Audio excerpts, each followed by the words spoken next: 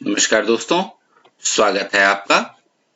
आज हम लोग क्लास 11 हिस्ट्री के चैप्टर 2 लेखन कला और शहरी जीवन के जो बड़े क्वेश्चंस होते हैं 3 नंबर के और 8 नंबर के, उनको हम लोग सीखेंगे क्वेश्चन और आंसर के रूप में, ताकि आपको अलग से नोट्स बनाने की जरूरत ना पड़े और यह वीडियो आपके नोट्स के रूप में हमेशा आपको उपलब्ध रहेगा। आगे बढ़ने से पहले डिस्क्रिप्शन बॉक्स से आप हमारे टेलीग्राम ग्रुप का लिंक देखिए और शामिल हो जाइए उस ग्रुप में, ताकि हिस्ट्री और पॉलिटिकल साइंस के इस वीडियो के अलावे दूसरे स्टडी मटेरियल भी आपको वहां मिलती रहे। चलिए आगे बढ़ते हैं और सबसे पहले देखते हैं पहला क्वेश्चन जो 3 नंबर का है। क्वेश्चन है, discuss the origin of the word Mesopotamia. Mesopotamia शब्द की उत्पत्ति कैसे हुई, इसका वर्णन कीजिए। ये 3 नंबर का सवाल है। तो देखिए, मेसोपोटामिया यूनानी भाषा का शब्द है और ये 2 वर्ड को मिलकर के बना हुआ है। मेसोस जिसका मतलब होता है मध्य यानी कि बीच वाला, और पोटेमस जिसका अर्थ होता है नदी। इसका मतलब क्या हुआ कि मेसोपोटामिया नाम यूनानी भाषा के 2 शब्दों मेसोस यानी मध्य और पोटेमस यानी नदी से मिलकर बना है। इसीलिए दजला और फरात नदी के बीच की जो उपजाऊ धरती है, जिसको आजकल हम लोग इराक देश कहते हैं, उसको उस जमाने में मेसोपोटामिया कहते थे। चलिए अगला सवाल देखते हैं। अगला सवाल भी 3 नंबर का है और सवाल है, describe the initial history of Mesopotamia.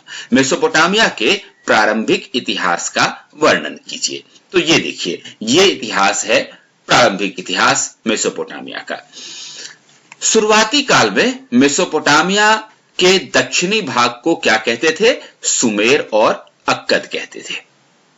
और 2000 ईसा पूर्व में दक्षिणी क्षेत्र को बेबीलोनिया कहा जाने लगा।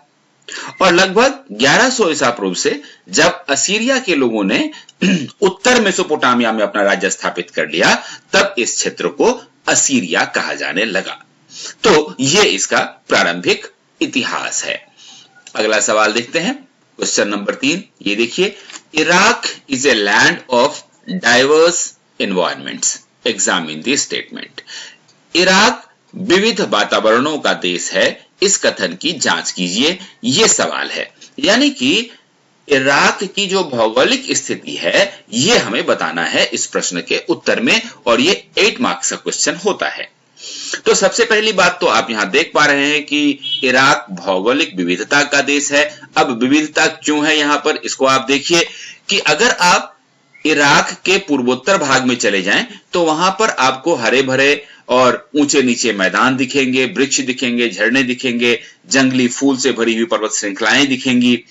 यहां पर में इस इलाके में पूर्वोत्तर की बात की जा रही है। देखिए, यहां पर में अच्छी फसल के लिए काफी वर्षा भी हो जाती है, और यही रीजन है कि इस इलाके में लगभग 7000 से 6000 ईसा पूर्व के बीच खेती भी शुरू हुई। तो ये प्रश्न जो आप देख रहे हैं, ये 1 नंबर का भी सवाल बनता है यहां पर में कि भाई अगर आपसे ये पूछा जाए कि मेसोपोटामिया में सबसे पहले खेती कब शुरू हुई, तो आपका जवाब होगा 7000 से 6000 ईसा पूर्व में। तो 4 पॉइंट हमने यहां देख लिया। अगला 4 पॉइंट देख लेते हैं। देखिए, अब आप उत्तर की दिशा में चलिए, तो उत्तर की दिशा में ऊंची भूमि है और स्टेपी घास के मैदान है।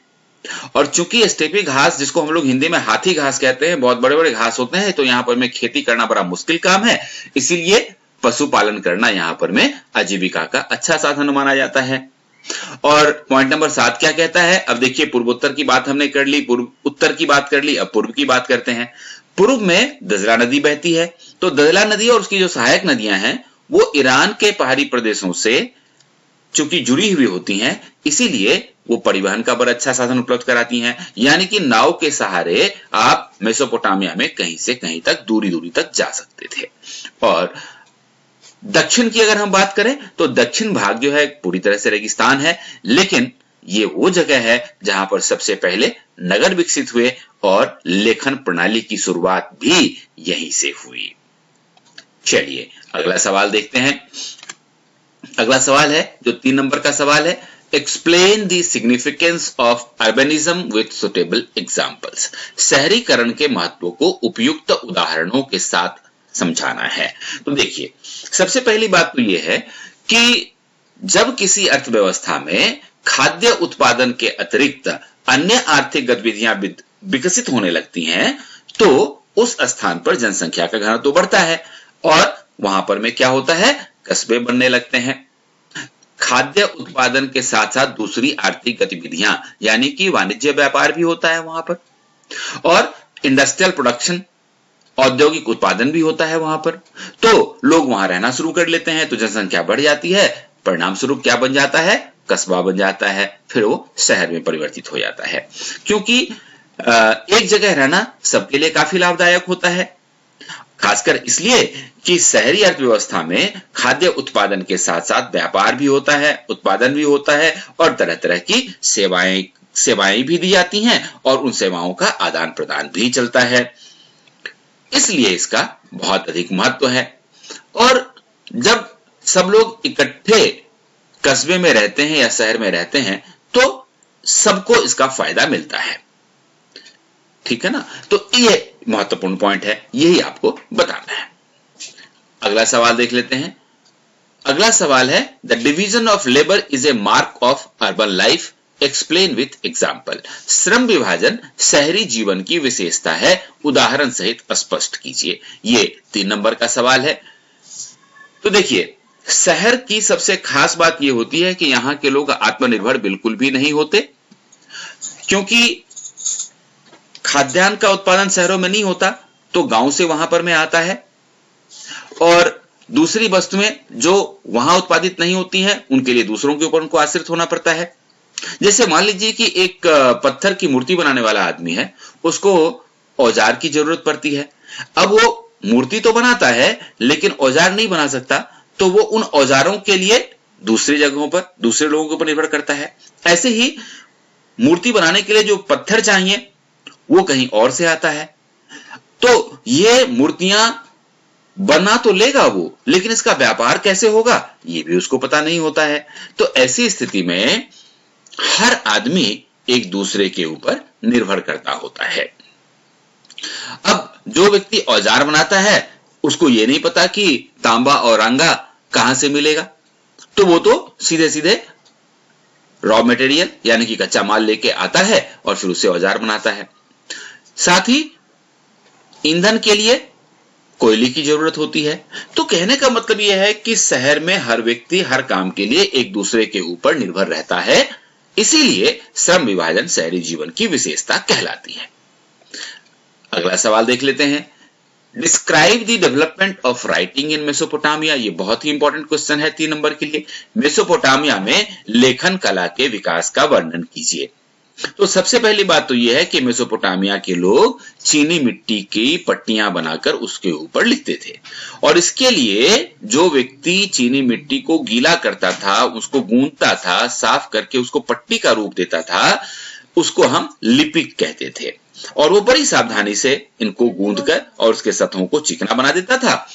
इसके बाद सरकंडे की तीली लेकर उसका नोक बनाकर और चिकनी सतह पर वो किलाकार चिन्ह बना देता था। उसके बाद इन पट्टियों को धूप में सुखा दिया जाता था, वो पक्की हो जाती थी। इस तरह से वहां पर में लेखन कला का काम चलता रहता था।